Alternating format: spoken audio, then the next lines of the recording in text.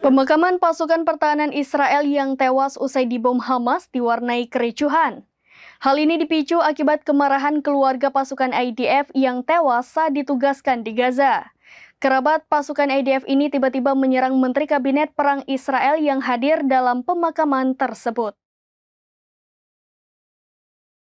Pemakaman pasukan IDF diwarnai kericuhan saat Menteri Israel yang hadir tiba-tiba diserang.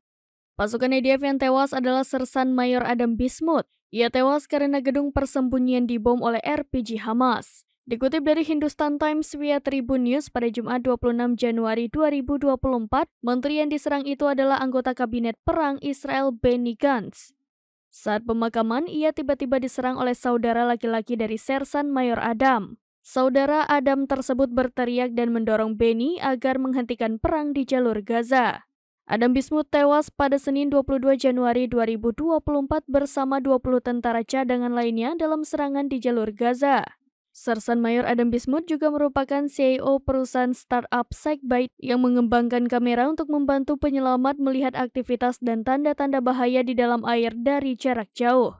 Bismuth adalah bagian dari tim intelijen dari komunitas teknologi Israel di Negev. Naas, Bismuth tewas seusai Hamas menghantam sebuah bangunan dan meledakkan bom hingga menewaskan 21 pasukan Israel.